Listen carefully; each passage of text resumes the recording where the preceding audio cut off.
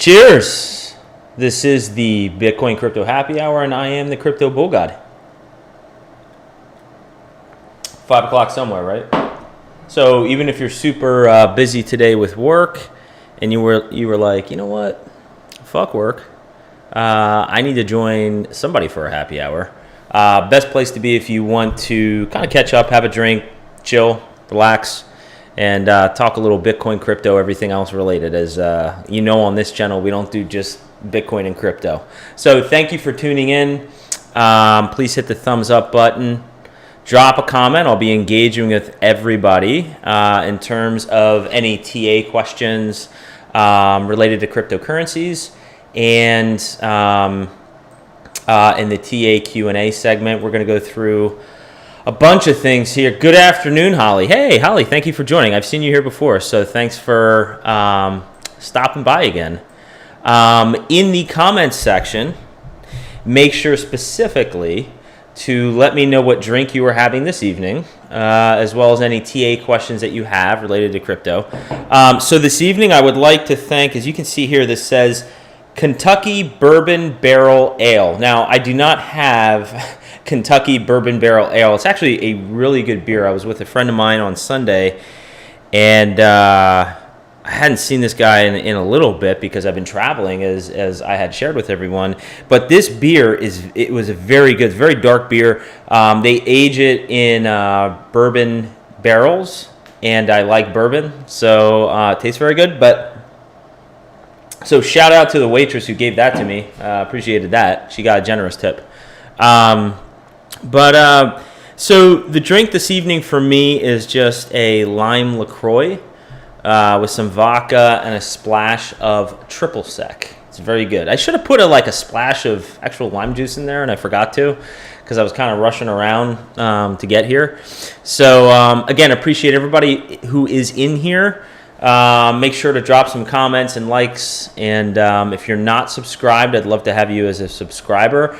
But, this year, I was thinking to myself, this week, I don't know about you, but this year in many aspects has provided a lot of challenges. There's been a lot of challenges associated with this year. Hey, one of those challenges is the correction in crypto, because I've been on record. I don't hide behind anything. I'm very transparent with you guys. Everybody has right calls and everybody has wrong calls.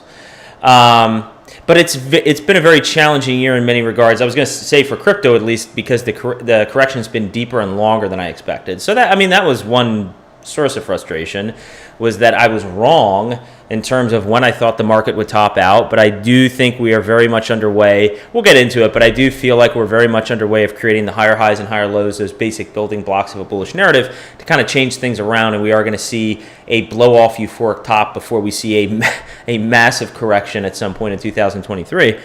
But there's been a lot of other shit going on. And one of the things I was thinking about is, that expression, like, when life hands you lemons? Like, when life hands you lemons, what do you do? See, I think when life hands you lemons, you squeeze the fuck out of the lemon and you say, no, not today.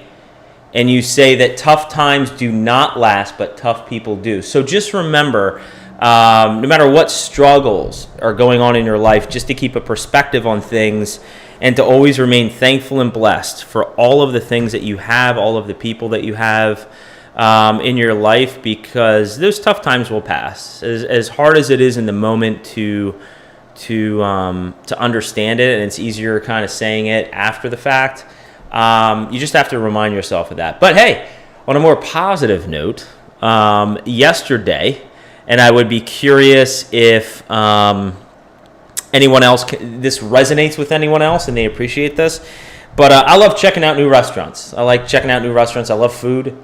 So I checked out a new restaurant a little bit north from where I'm at, and had some sushi. And it was a nice place. It was real chill, real casual place in a town area somewhere, and had some good sushi. May or may not have done a tequila shot, but had some good food. It was a good time. So I'd be curious if you can appreciate that, if anybody here likes checking out new restaurants. Like, I like different ethnic foods. Like I love trying all sorts of different foods. I like the little joints. I don't like the big commercial stuff. Grew up way up in the Northeast, far from South Florida, from where I'm at right now. And the little town that I grew up in, the main restaurants in the area, and I don't know, maybe you can relate to this, were like Olive Garden. Let's go to Olive Garden. Let's go to Outback. Let's go to Chili's. So not a big chain restaurant person. More into the small places where they really hire those good chefs and cooks, maybe their family, and they really cook up some spicy, flavorful foods. That's what I'm really into. So had a good time yesterday. See a few more comments here. Yeah, we will talk. Holly, thank you for the question. I appreciate it. We will talk about ETH. We're going to get into Bitcoin dominance because my own personal view, just looking at the chart, I've shared it with you, is that I find it most probabilistic, not a guarantee, but I find it most probabilistic that the Bitcoin dominance is going to continue falling very hard down. I've drawn the technical pattern why I feel that it's going to happen. It's not my wishes. It's not my desire. It's just what I see in the charts. And we're going to get an update in that chart. So we will talk about Ethereum. Your store. Now I'm curious. When you say your store is an hour away, Holly, do you own a store? Or are you talking about the local wine store that you typically stop at? So you forgot to pick up some wine. Pull up. You know what? Have a glass of Diet Sprite or tea or whatever tickles your fancy besides wine. So yeah, we are going to get into a bunch of different charts. I have a bunch of different charts up, and we're going to pull up a few more probably that aren't there. But speaking of podcasts, one of the other things, you live in a dry county. Okay, so the only dry area that I can ever remember living in, vacationing at, was Ocean City, New Jersey. Have a lot of great family memories of going to Ocean City, New Jersey when I was a lot younger. And that was a dry town. And you would hit up, so before you hit Ocean City, New Jersey, it was called the Circle Liquor Store. You would drive around the Circle to get into Ocean City, New Jersey, and before you got there, there was a liquor store there. So when we were older, and I can remember one night, and my family knows exactly what I'm talking about, if Crypto Fearbringer in particular is listening. I'm not sure if he's been keeping up with these or not. But if he is listening, Crypto Fearbringer, if you are here, it's going to look bad if you're not. But if you are here or you're watching this after the fact, drop a comment on what I'm talking about right now. But there was one night in particular that things got a little crazy. But yeah, I'm familiar with dry towns. Like we would pick up the liquor to go before we went into Ocean City, New Jersey. So pretty cool that you live in a remote area though, because the older I'm getting, the more I appreciate sort of the solitude and quietness of all that stuff, and really questioning how long I want to stay in South Florida is just it's a little crazy. It's like a different country. Speaking of crazy, not sure if anybody can relate to this, but as I've made it pretty well known. Thanks for hitting the thumbs up button for everybody new tuning in. I appreciate it. Not sure if anyone else can relate to this, but every morning before I go to work, this is work area, this is my home office, but before I start work for my sort of second shift, because I sort of start early in the morning and then come back later, I go to the gym, right? And I don't understand with some people, like, I really do interact with a lot of people. Like the more time that I've spent in a gym, the more I appreciate that you can be in your own zone and you can be working out hard and I'm very intense when I'm in the gym, but I also try to spread some positivity. I try to interact with people, fist pumps. Hey, nothing long. Like I don't like to stand and talk, but hey, how's your day going? Good. Keep moving. Hey, your form looks good. Like I try to provide just positivity, and I find that the amount of time that I've increased doing that, the more positive responses I've gotten from people. Because also, like, I'm intuitive enough to recognize that looking at me physically without having a conversation with me, I can either be intimidating or you might think I'm a jock. So I recognize that. So I try to ease people up in that regard and just let them know that I'm actually a pretty friendly person. There's this dude in the gym. I don't know what the fuck his problem is, but he just gives me the stink eye. I just see it. The guy just stares at me and he just gives me this, like, he just gives me a mean look. And not really sure what to do with that. So I'm pretty comfortable with myself.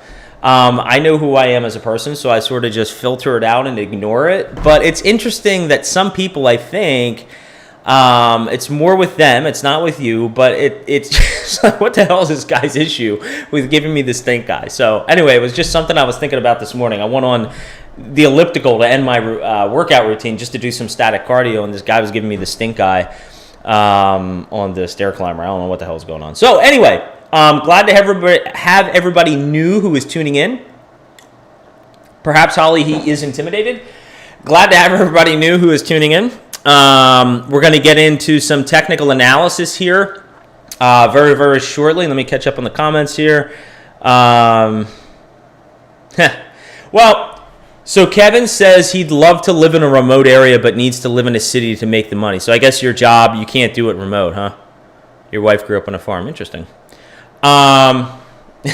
Isn't you? I don't swing that way. I bat for one. Hey, to each their own. But I bat for one team, and that's very clear. So maybe he is, maybe he isn't. But not gonna think about that one.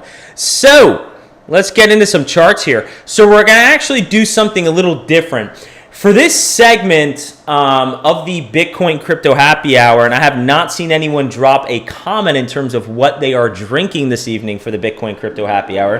Please drop a comment. There's a few regulars here I'm not seeing yet, so I'm hopeful they'll show up at some point. So for this segment of the Bitcoin Crypto Happy Hour, what I would like to do is I'm actually going to do something a little atypical from what I have done in the past.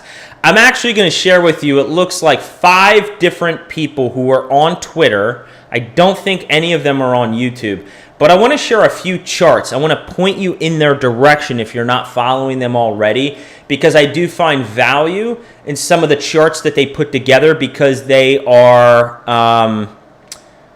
they're very, first off, these charts are very clearly written out, okay? They look beautiful and they're described very well, good commentary. And they're very intuitive. I think there was a lot of thought put behind these charts. So let's take a few of these charts. So the first individual that I want to point you to, his I almost said his ticker symbol.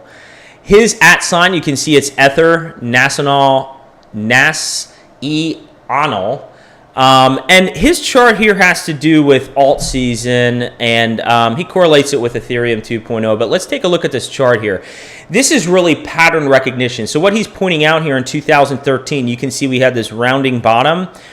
We sort of had this rounding top here, and then we had a massive move up. You can see we had a rounding bottom, a rounding top, and now he's saying, hey, the pattern looks very similar. We could get a shoot up here. Now, one of the things I want you to notice beyond the fact that this pattern recognition should show you that these two patterns look very similar between the different years, is that there is a lengthening that's occurring, and that should intuitively make sense as the market is maturing if this pattern plays out, okay? This isn't him guaranteeing. This is one of the things that I struggle with people is, hey, Duncan, good morning. Good to see you. Joel, you're having some coffee? I think DT's right there with you. Good to see you, DT. So one of the things that is important to recognize within a chart like this is that as the market has matured and the market capitalization has grown, okay, it makes sense that it takes a little bit longer for things to play out. So if this pattern does pan out, it would make sense that it's taken a little bit longer. So give this guy a follow if you like value-added TA. That's the first guy I want to take a look at. Second guy I wanted to take a look at. I remember when TechDev. So his @ symbol is TechDev_52. There's a lot of imposters out there. Make sure you follow the right guy. I remember when this dude. I was looking at his charts, and he had Pretty sure I was following him. He had like 5,000 followers. Dude's up to like 400,000 followers right now. All right, and very well deserved. He puts together great content. I am subscribed to his newsletter. Costs $8 a month. Again, it doesn't matter how proficient I am as a technical analyst. I would be ignorant not to want to understand other people's viewpoints, okay? I value his opinion. So when I get a newsletter from him every week and I can kind of read and digest what his thoughts are, it helps me because it provides another data point, okay? So I like this one here because what he's again showing is structure in the altcoin market. But what he's doing here, now the interesting thing here that I really liked is on the bottom, he's correlating it with the DXY or the dollar index. Now, you should understand why I appreciate that if you're subscribed to the channel, because I have indicated to you that in the past performance does not guarantee anything down the road. But in the past, as the dollar has strengthened and gone up in value, the DXY, crypto has typically suffered. In the stock market, it's the same thing, okay, stocks. But as the dollar has corrected and weakened, money has flooded into the stock market and cryptos, and we've seen like a big run, right? So what he's doing is, I just want you to stare at the top and then the bottom between this section and then over here. What you can see is pattern recognition between these two different years, okay, 2013 through 17 and 17 through 22. But you can also see at the same time the dollar topping out here in a big run and the dollar potentially topping out here and potentially a big run. Okay, you can also see the long-term trend line in blue drawn here. So I really, again, TechDev_52 does an awesome job of laying out some clear, easy to understand charts. He does an awesome job. So give him a follow if you are not today. Here's a newer guy that I started following, and the more I started scrolling his profile, the more I really appreciated a lot of his charts. This is _StockMoneyL. It says Stock Money Lizards, okay?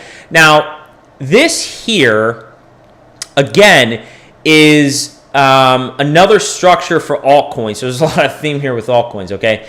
But this is with altcoins, and what he's showing here is a clear accumulation phase. So if we go in here, you can see, again, pattern recognition. A lot of these charts, you'll see what is being drawn here are similar patterns from the past and bring it forward to the future to say, hey, they look similar.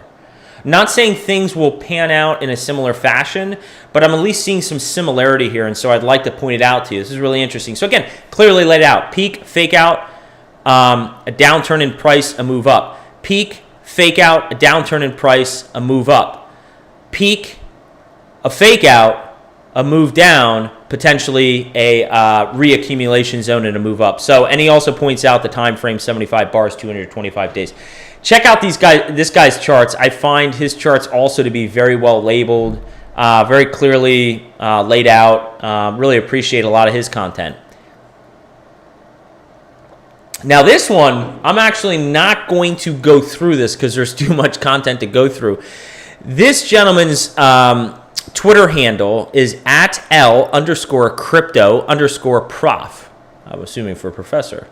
Now he has he also, and he tags me in a lot of things as long as some of these other gentlemen do. My crypto brothers tag me in as well. What you can see here. Okay, so the thread continues down here. He has a lot of clean charts too. You'll want to check out his content, but he has a long thread here that was very cleanly laid out, 16 tweets. And what he's pointing to are charts and on-chain analysis in terms of why he felt the bottom was put in at 17,000. At the 17,000 area, I forget what the exact dollar range was, but he's making his case for why that was the bottom, and he starts going through all these different charts and views. I would encourage you to read through this. I think I liked every single one and retweeted a few of these. He does an awesome job. I would check out his charts as well. Again, very cleanly labeled, very intuitive, very logical, and again, just kind of pointing things out and building a business, almost like a business case in terms of why Bitcoin bottomed. And the last individual that I would like to point out, the person who I've been following the longest of all of these 5 gentlemen here, would be Credible Crypto. So Credible Crypto, now one of the interesting things, he actually revised this chart. One of the things I love about Credible Crypto's chart analysis is he is an extremely proficient Elliott wave technician. I want to get to a point similar to him at some point. I've shared with everyone, if you've been here for a while, one of the things on my to-do list, besides getting better at golf, again, I took one class. I need to get back into it. Taking salsa and bachata dance lessons, and maybe surprising a few people that I can actually dance. I do want to do it. The other thing on my to-do list is to learn Elliott wave analysis, okay?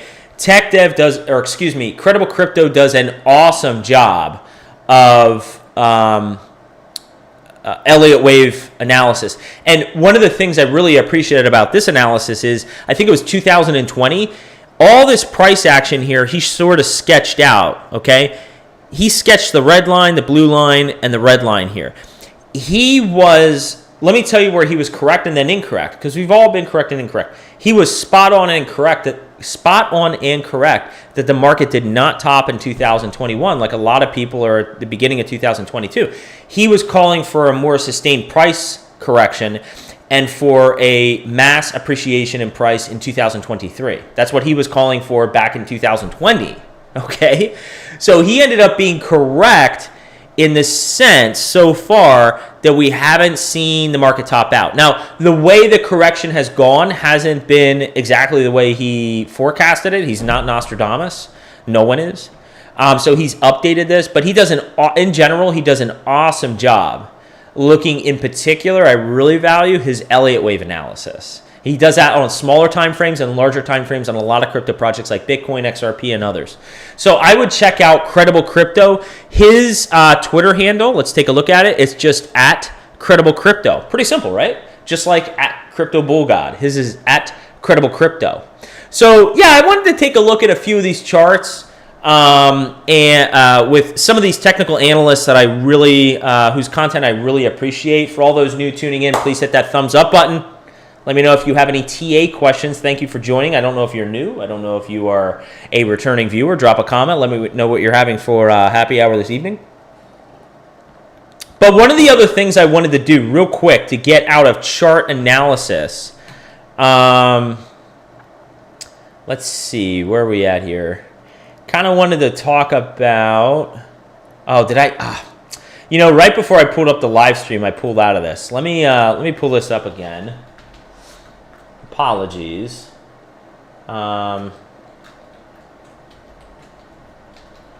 So as you know, it seems like, the only thing we can talk about anymore is CPI, right?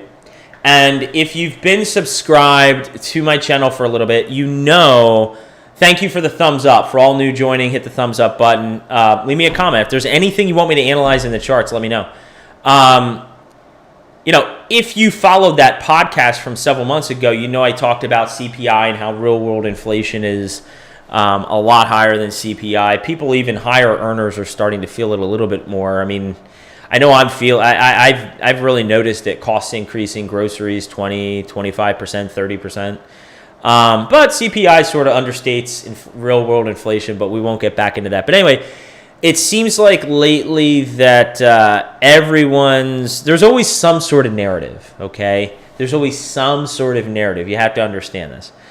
So everyone has been super hyper-focused on inflation. So inflation actually came, for the first time in a while, it came in under expectations. It looks like it came in at 8.5. I didn't even start reading about this until shortly before I started live streaming.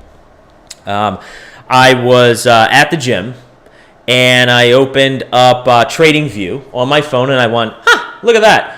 All the salty crypto bears calling for Bitcoin to crash, and it looks like we did quite opposite. Interesting how that happens. So CPI came in at 8.5. The expectation was 8.7. I thought I heard something about the expectation getting revised to 8.9. But it looks like the expectation was 8.7. So we came under expectation. So that's the reason that we pumped. Now, again, the reason I put that in quotations is, if you've been subscribed here, that my belief, okay, is that everything is baked into this chart. This chart is comprised of data and human emotions. Human emotions are behind all this buy-sell activity, okay? So bots and, well, lots of other things. But what you have to understand is that the news is just noise. You could go back to 2020 and you could tell me based on the beer virus that the world was ending and we had a V-shaped recovery. You could tell me that there's a war, an unnecessary, unfortunate war of Russia, attacking Ukraine. You could tell me that oil prices are going up. You could tell me that mass inflation, supply shortages. But at the end of the day, all that shit over decades and decades of data is built into charts. Now, Bitcoin has limited price data, so there aren't as many data inferences as we can make with a higher degree of confidence. But we still do have about 12 years of data, and we can base our opinions or our educated views based on that. So I kind of laugh at people when they dispel this on Twitter, when they say that, hey, crypto bull god, you're being extremely naive. All of you and your crypto maniacs are being extremely naive because we have a mass recession and blah, blah, blah, blah, blah, blah, blah. But what they never do is they never take the time to actually understand technical analysis, okay? I used to be in their camp. I used to invest in stocks fundamentally. I changed that a long time ago. And the moment that I took professional trading courses, okay, I wouldn't even call them trading courses, but how to read a chart. Chart reading courses is what I would call them. It completely opened up my eyes. And again, as an actuary, okay, I work with data all day. I work with probabilities and making futuristic views on things to try to come up with the appropriate pricing on stuff. Like looking at a chart and looking at the past information and the current information and trying to discern what may occur next using inferences about the data, it makes too much sense to me not to use. I mean, it just makes way too much sense to me not to use. So speaking of that, let's take a look at some of these charts. Don't forget to drop your TA questions in here. I don't see any TA questions at the moment. Don't forget to drop those in there. But this is the Bitcoin 12-hour. You know, speaking of the Bitcoin 12-hour, not to give too much away, I am going to be releasing a video. On 3 steps. 3 steps to feel convinced or convicted that we truly are turning the corner and we're going to see sustained bullish price action. Not that we're going to come up, and start coming back down. No, we can really feel convicted, even though there'll be corrections along the way, that we are truly building higher highs, higher lows, and we're going to see the last euphoric leg of this bull market. Okay, bull cycle, okay? Even though it's been bearish price action, we're still in a bullish cycle, okay? So I'm going to release that video at some point soon when I have time. But in the meantime, one of the charts I'm actually going to be speaking to in that video is this 12-hour chart. If you've been subscribed here for a while, you know the importance of the 12-hour chart. You know all about all the data points, all the historical significance, even though it's a lower time frame than a weekly or monthly, because we have limited price data, 12 years, cutting a day in half at 12 hours creates more data points. So now that we have more data points, in some ways it can lead to a more convicted conclusion in terms of what we're seeing. So the 12-hour chart is extremely important. What we're seeing now, we see this descending red line of resistance. It's not coincidental that we hit right up at this red area of resistance, okay? We're above the 50 simple moving average, which is great to see, okay? We have massive volume come in on this 12-hour candlestick. Great to see. This right here is going to be our next battle point. This 200 SMA is starting to come down. I'm going to tell you exactly what we need to see on this chart. It's actually very simple, okay? Let me clearly lay out. If you appreciate the content, I see everybody new subscribing in or tuning in, please drop a like, drop any TA questions. We're getting into something critical in the 12-hour chart. It's very simplistic. I don't want to overcomplicate this, okay? What we need to see is price action get above the 200 SMA, okay? By getting above the 200 SMA, there's 2 things we will watch for at that point. First off, because price is increasing in value, it will cause the 200 simple moving average, which is an average price of the prior 200 12-hour candlesticks. That's all it is. It's a data point plotted on there. It's an average of the price. Because price is increasing in value, the more we stay up here, okay, the more we stay up there, the more this is going to want to not decline in value, but begin to flatten and then curl up, okay? And this 50 is going to just continue coming up as price is up here and increasing in value. So what we want to see is when price is up here, okay, that's what we want to see, price get up there. But now, once it gets up here, we want to see it come back, okay? And people are freaking out, oh, Bitcoin is decreasing in value. We want to see it bounce right in that 200 SMA region and continue moving up. What is that doing? You should know this. You've been here hopefully for a while. We have a low, a high, a low, a high, a low, a high, a low, a high, a low, a high. I can keep going. Lower highs, no. Higher highs and higher lows, okay? And we want to eventually see, and I'm going to throw up the probabilities again, the statistical values on this in that 3-step video. But once we see that golden cross and we see the 200 truly flatten out and begin to curl up, I'll give you sort of the probabilistic views in terms of the likelihood that we'll just continue to see price movements upwards. But it's good because when I posted this morning, we sort of had this doji candle here kind of hitting the 50 SMA, and I was thinking to myself, we don't want to drop below the 50 SMA on the 12-hour. Historically, that is not good to see. We don't want to drop below that moving average. We sustained price levels here. The CPI came out, and that's what caused the price reaction. Okay. But we got a strong move here, and we're above the 50 SMA, which is really great to see. Ian, thank you for the question. I'll get into sushi. Seems uncharacteristically strong. I'll speak to that in a little bit.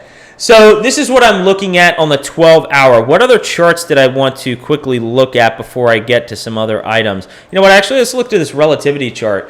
One of the most bullish things that you can look at,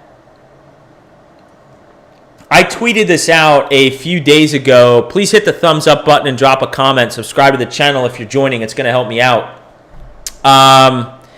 One of the things that I tweeted out a little bit at CryptoBullGod on Twitter is that, you know what, you're so focused on the USD value of cryptos, and what I am focused on are the Bitcoin relativity charts, Bitcoin dominance, and DXY. Those are the things for me, based on studying historical trends, okay, that are going to leave me feeling more convicted in terms of what is most probable related to which direction the market's going to go, okay?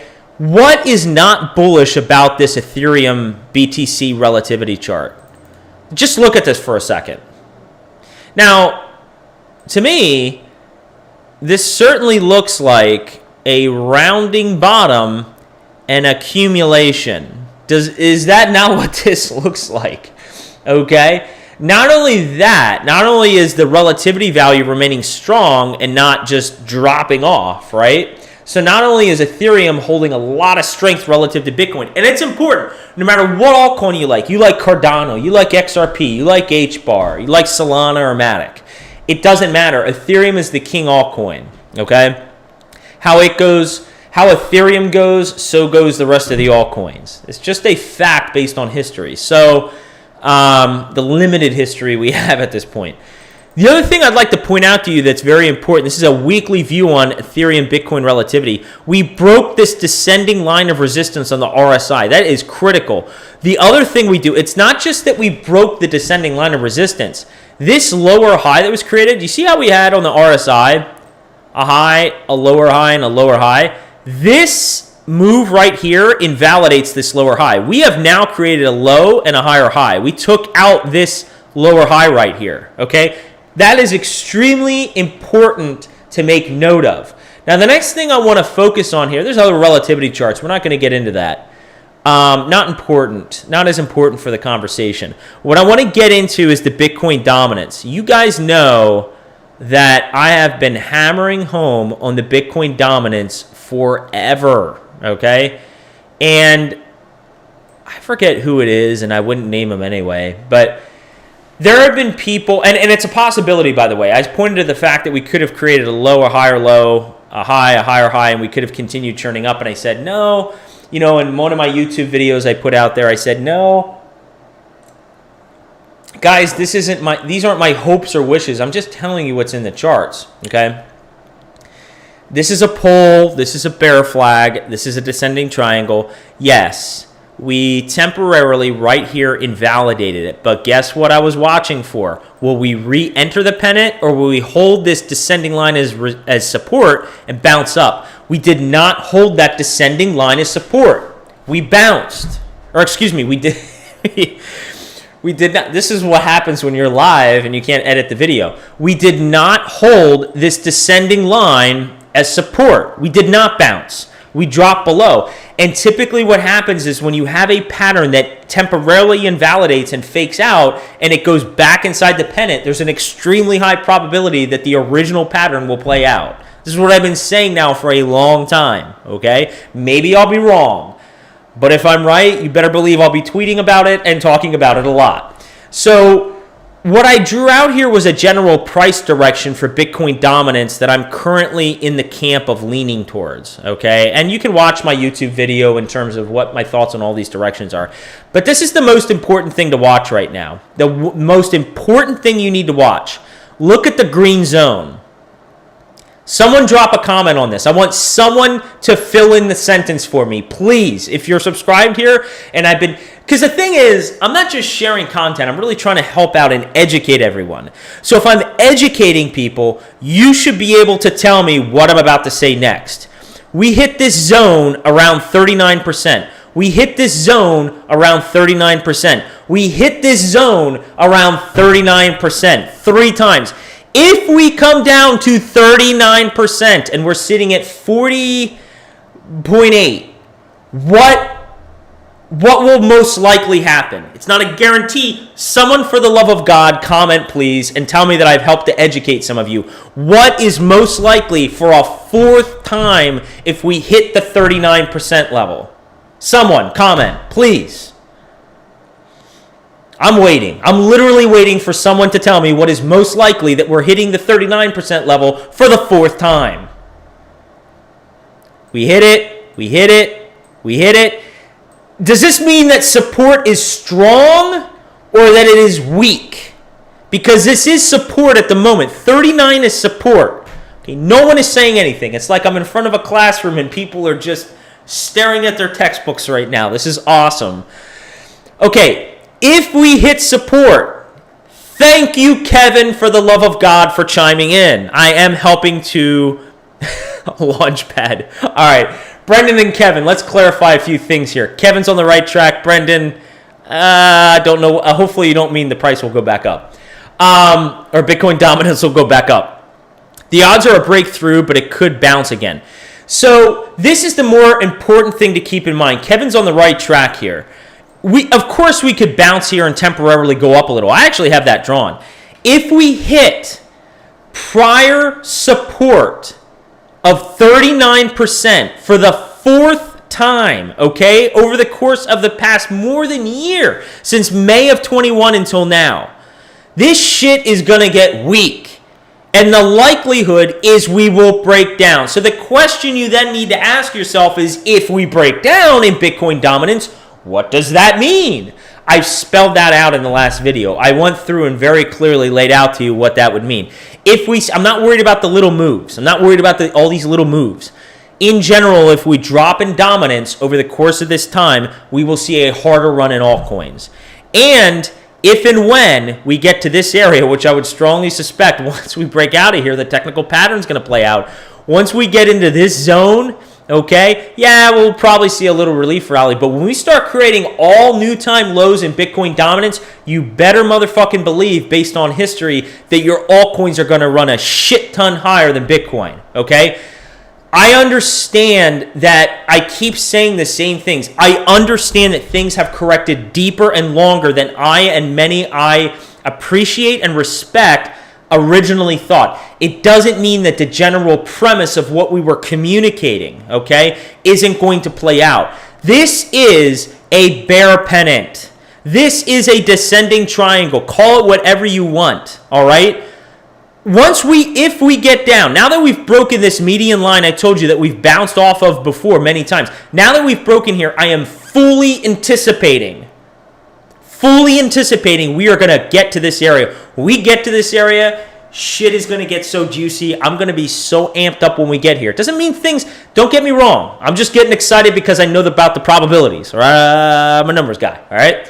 It doesn't mean when we get here, we're just going to instantly drop. That's not what I'm saying. What I'm saying is, yeah, we chop around, blah, blah, blah, but we're going to break, most likely. All right? So keep that in mind on the Bitcoin dominance. Not a lot of people are talking about this right now. I don't think I've seen anyone. Drop a comment. Maybe I'm missing someone. Drop a comment. Maybe I'm missing someone.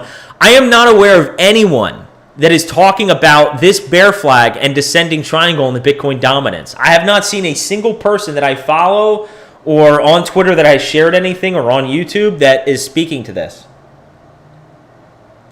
All right. I can go over a few more charts, but I really want to get into the TA Q&A. I thought there was a question. By the way, if you appreciated this content, if you appreciate my enthusiasm, drop a like and leave a comment because I really am pretty freaking, thank you. I am pretty freaking enthusiastic about this space. I see some people who are frequent returners here, so I want to thank you. For anyone new tuning in, thank you for checking out the channel. I hope you end up subscribing to the channel. There was one chart that someone asked me to take a look at. Let's take a look at Ethereum in general. That was the chart. We looked at ETH BTC, Holly, but let's take a look at Ethereum. Let me see here.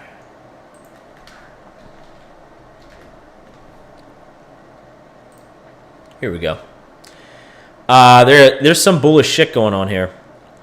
You know, one of the things I spoke to on my weekly close live stream video on Sunday was this major area of resistance around 1700. This weekly candle, I said I prematurely turned it from red to green. You really need to wait for this weekly candle. I mean, honestly, you need to wait for this weekly candle to close before you start flipping areas of resistance into support to see if it actually holds above it.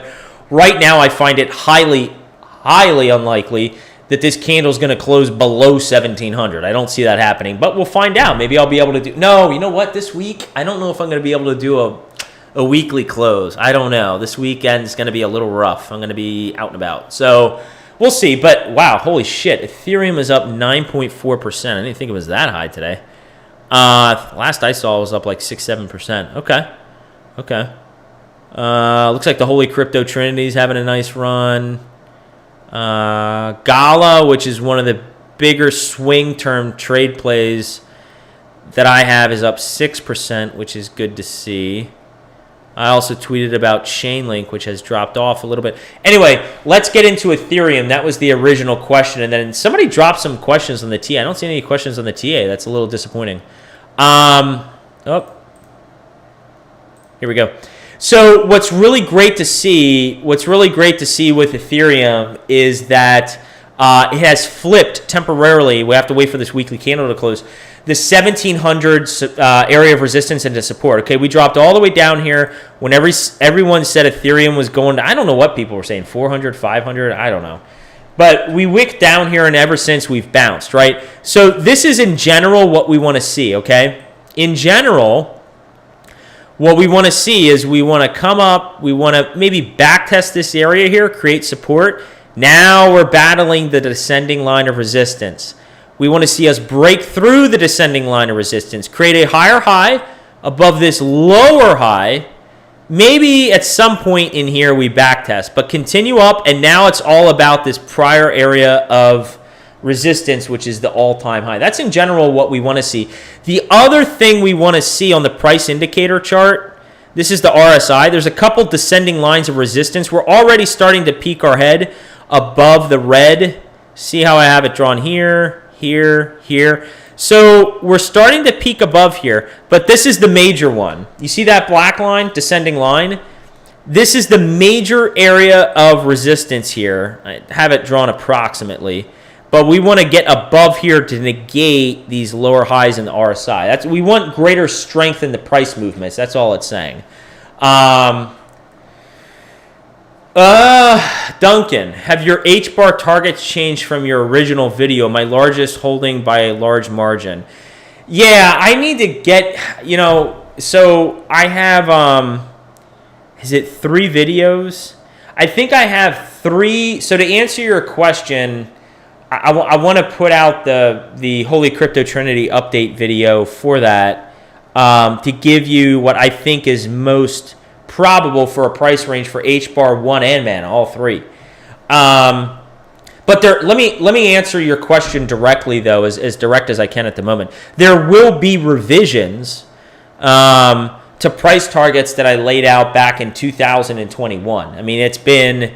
I put out that video in April of 2021. A lot has happened since April 2. It's been 16 months. So there will be revisions. I'm still very bullish on H-bar.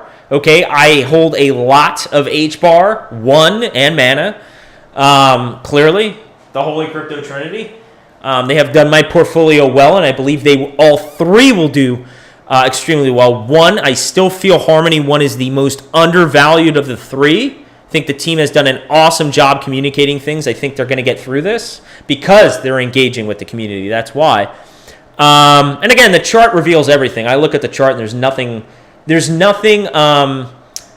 that makes me nervous or scared about the chart. It's corrected in a similar way as other charts. And in many ways, it's actually been a stronger performer relative to other altcoins in terms of a correction. So 3 videos I want to get out there. The 3 steps you need to feel convicted in terms of getting Bitcoin and crypto sort of turning in the right direction bullish. 2 is an update on the Holy Crypto Trinity. And then 3 is an update on some of the OG coins, okay? Some of the old school coins. Some of the coins that were here in the 2017-18 run and how their performance has been in this cycle and what a realistic expectation is going into a blow-off top. I mean, there are most of those older coins like XRP and Zcash and Dash, we sort of have to keep a realistic perspective in terms of where they might top out at the end of our 5th wave in the Elliott wave structure going into 2023 because they haven't even outperformed their prior all-time high. So we have to be realistic in terms of what we're expecting there. So I will get into specifics, DT, on that. So thank you for the question. Are there any other TA questions? I can think of another chart to pull up, maybe update everybody on...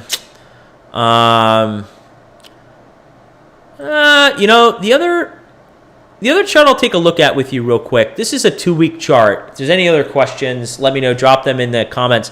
But I want to sketch something out for you, okay? This is a 2-week chart on Bitcoin, and this is something to watch for. So right here, just forget the color of the lines for the moment. Just pay no attention to the lines. You can see... I want you to see something very clearly here, and I'm going to draw a correlation between the last dip and this dip, something I was taking a look at earlier.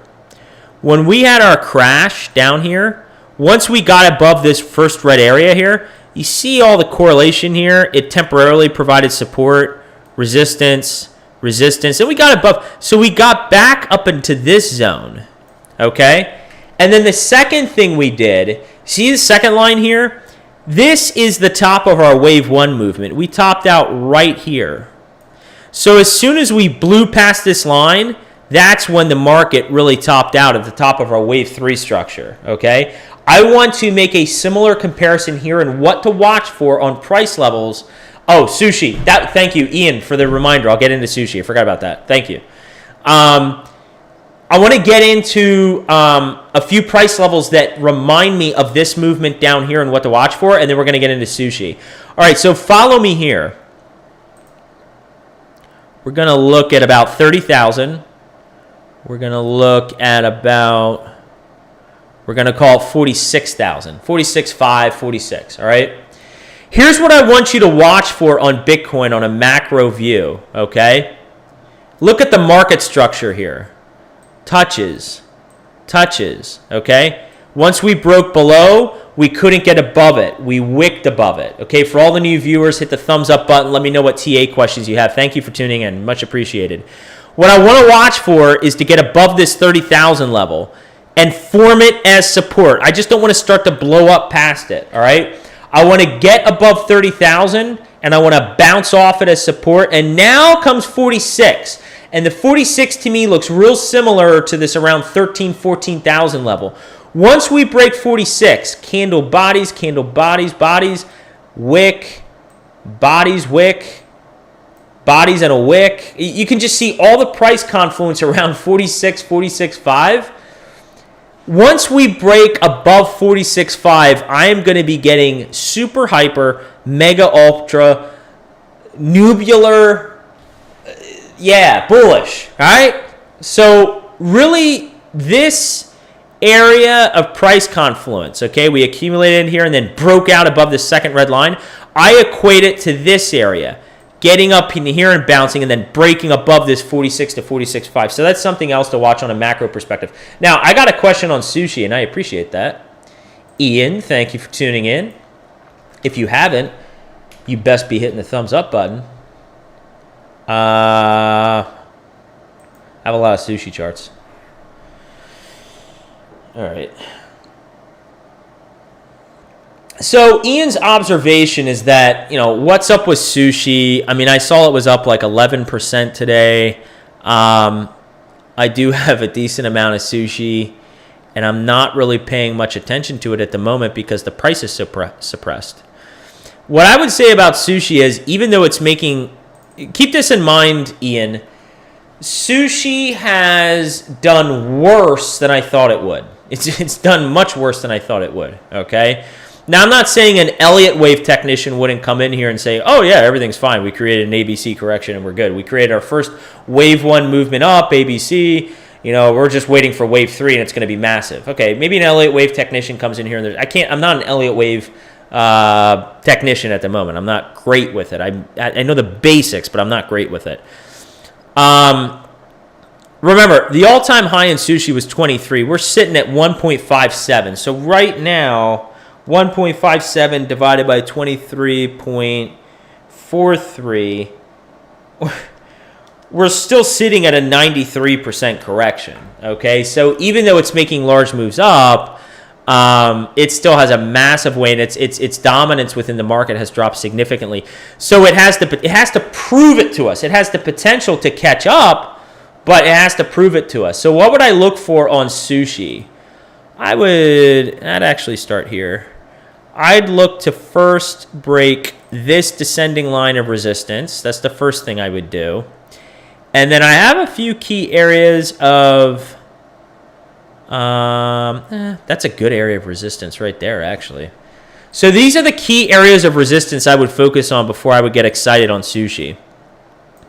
So first off, we need to clear the descending line of resistance. We need to break above 3, create support, and then we have all these other areas of resistance up here. And let's see where they lie at. So once we get above 3, we have like $6, we have $8, we have like $12.50, call it 15 and 16, and then all the way up to our prior all-time high. So even though it's making large moves up at the moment and it's outperforming the market on a day-to-day basis, you have to understand it's dropped significantly in value from its prior all-time high. So it has a lot of ground to make up. So thank you, Ian, for asking the question.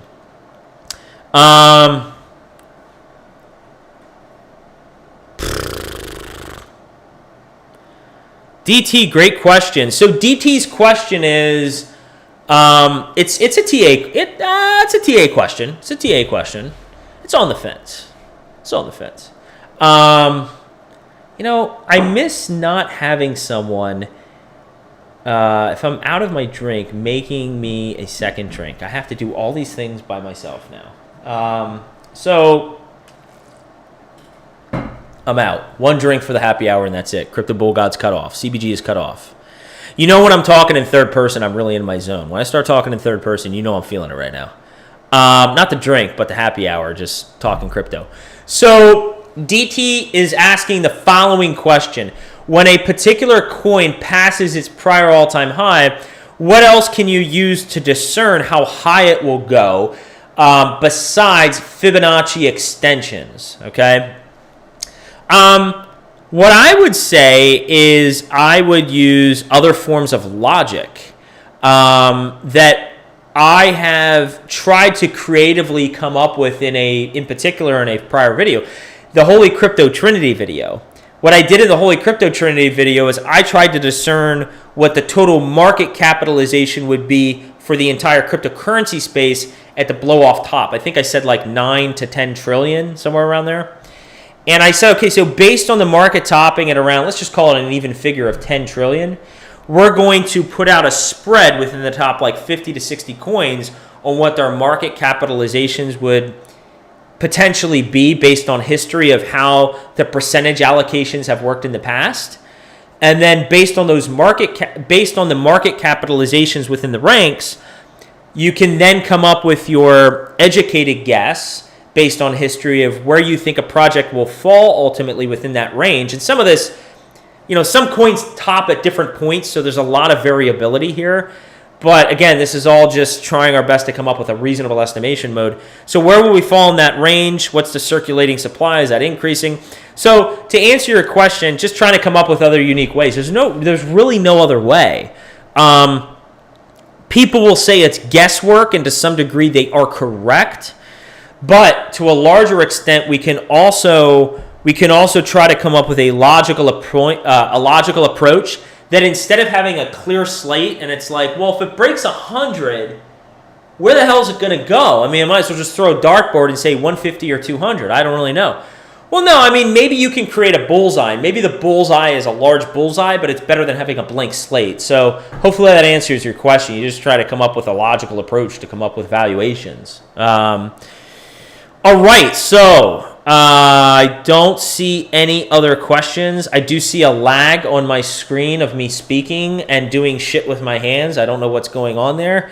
I do have a decent amount of Italian in me, so I like to get a little, little with the hands,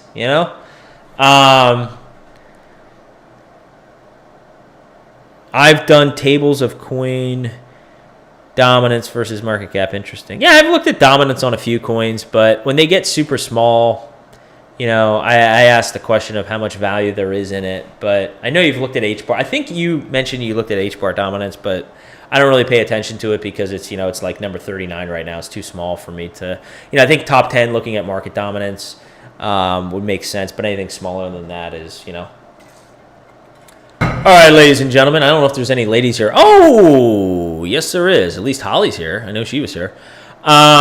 Ladies and gentlemen, I am going to make dinner. That's what I'm going to do. Nothing really exciting today. Nothing as exciting as yesterday, sushi. Oh, yeah, check out the ETH part, Holly. Sorry you couldn't see it live. So what I wanted to do is I wanted to thank everyone for tuning in, and don't miss... I might be doing a little bit of traveling this weekend. I'm trying to work out all the details there, but might be doing a little bit of traveling this weekend, so I might not be able to do the weekly close or another TA video this weekend, but it sounds like I will be free tomorrow. I will have some free time to myself tomorrow. So based on that fact, I might try to punch out another TA video, either the Holy Crypto Trinity or the 3 steps, or the OG coins, the old school coins, one of those 3. So either way, look for updates on the channel, subscribe to the channel, drop a like on this video to help me out, and until next week's happy hour, thanks for tuning in. I love doing this stuff, so thanks for tuning in, and thank you to everybody new who showed up. Thank you to everyone who keeps coming back. I appreciate the support, and go enjoy time with your loved ones, and have yourself dinner or coffee, depending what time zone you're in. Get your day started, and enjoy the rest of your day, all right? All right, take care, everybody. Spread awareness. I always say this. Spread awareness and carry the education forward.